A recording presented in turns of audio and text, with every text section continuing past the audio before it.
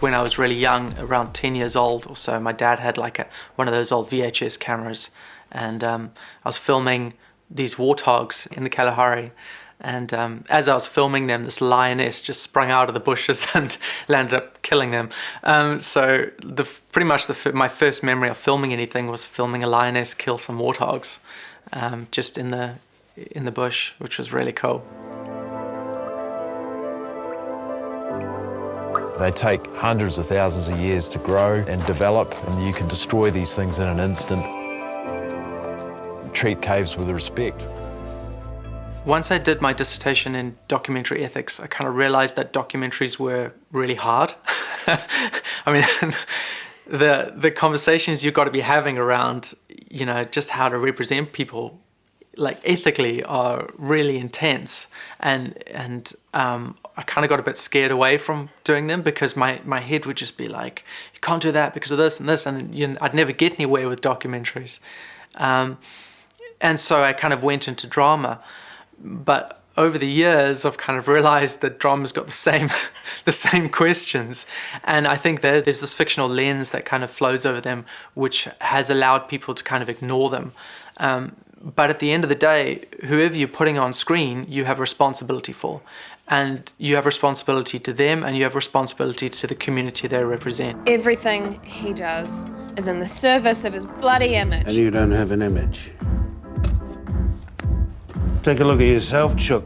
Tell me that you're not working an agenda. Come on, we're all performing. Some of us are just better at it than others. For me, the producer is actually an entrepreneur of some form.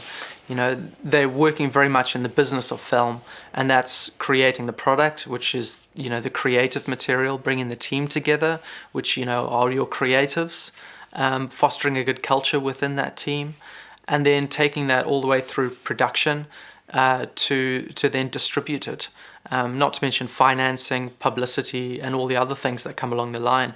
So I think the creative side of producing is one element, but there's creativity that stretches throughout it, and a lot of that creativity is in other spaces. I remember when I was kind of becoming a producer and slowly starting to learn what it was about producing, and you look at like all of the successful producers and you go, right, how did they get there? And you try to think, right, I'm gonna copy that. But that doesn't work, because every single producer has taken a different line, and every single director, I would argue, has too. And so you kind of land up over time just realizing that there is no pathway. You've got to just create your own, and it's totally dependent upon what your dreams and values and goals are, and experience. That's the other thing, is like everyone's background is so different that they've got such different things to bring to projects.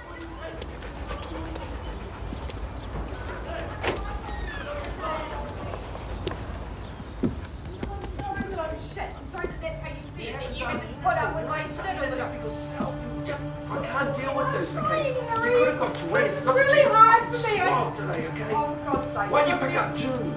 Because she's 9 years old, she can walk No, on she by can't herself. walk on She's by not a herself. little kid It's anymore, 2 Harry. kilometres Oh, from look. school. You're And I'm you not to using try and her make as me an feel excuse. I'm not guilty, doing okay? anything. Or whatever, this is ridiculous, because I didn't have to feel guilty, But you right? haven't. That's all you want to do, you just want to make I me feel... don't want. Over the years, I've kind of dabbled with a bit of writing and directing. I think it definitely made me realize that I'm not a writer. What it did give me an appreciation for is the structure, and it's helped me to understand how I can feed back better to writers. So, for any like producers out there, if they're coming up, I'd say have a crack at a script, just see how it goes.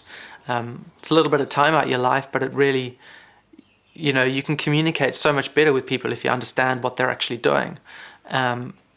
So I wouldn't call myself a writer, but hopefully I learned something from that process. Okay. What do a duck and a bicycle have in common? I have no idea. They both have handlebars, except for the duck.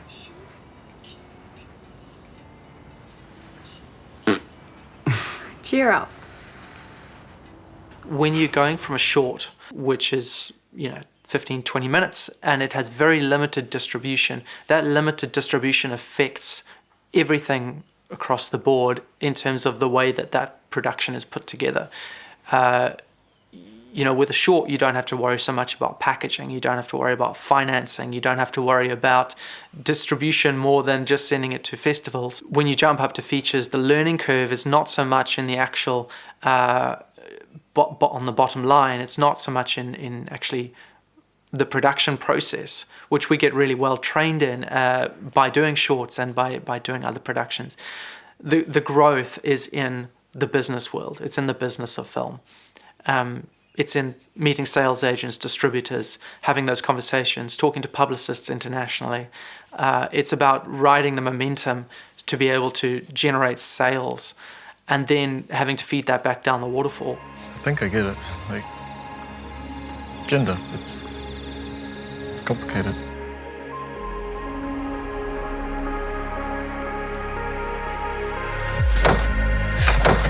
Me, I'm Kaz now. You came back? You were never exactly girly. It's me. Yeah, nah. I mean, your mum tried. There's your mum. You tell her. Rurangi began as a small web series. And I think, we'd always dreamed of kind of growing it. But how you do that's the question. The reason we dreamed of growing it was quite important. And, if we're talking about authenticity and representation, the trans community in New Zealand and arguably in large parts of the world has not had a huge opportunity to tell their own story. And we had this small web series. I think at the time we only had like $300,000 from NZ On Air. And we had this opportunity to tell a trans story. And we're sitting here on this story and we're going, if this story is not good, if we don't tell this well, how does that impact the future opportunities for the trans community in New Zealand? Because this is a story that's been written by trans people, starring trans people. We also had a trans consultation panel, and that panel was made up of 5 to 7 people who were prominent within the trans community in New Zealand. And that panel, at 5 or 6 stages during production, they had a veto power, which meant that they could stop the production at those points and go, that moment there is problematic. It's not representative of our community, or if people see that, it's going to be harmful. And giving this panel that kind of power allowed us to create a production which was safe for the community and representative of the community. When you left, I got pretty messed up. I loved you. And I thought this would be weird, but it's not. I feel like the New Zealand industry's got a pretty great community.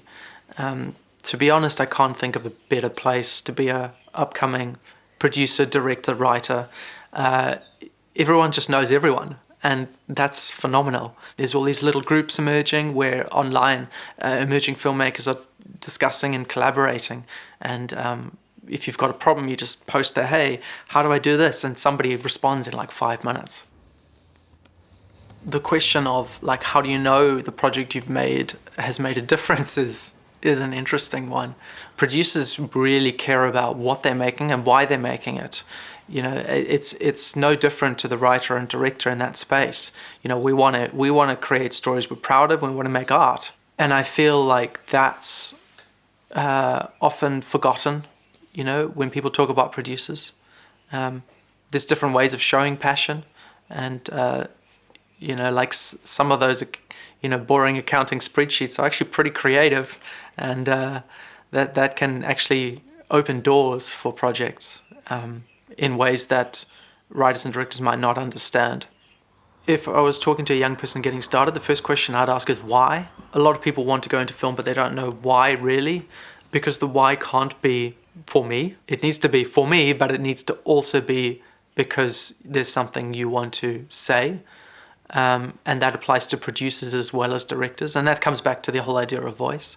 I think producers need to have a voice too. The reach to affect change, I feel, needs to come slightly as a Trojan horse, where you can kind of communicate values without shoving them in someone's face, where you can kind of talk subtly to the values you might want to be promoting, like acceptance, like inclusion.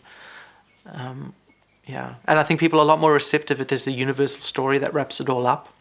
And that's, I guess, why I went into drama, is to be able to tell stories that people would enjoy, but that might also encourage them to think of other perspectives or see other worldviews.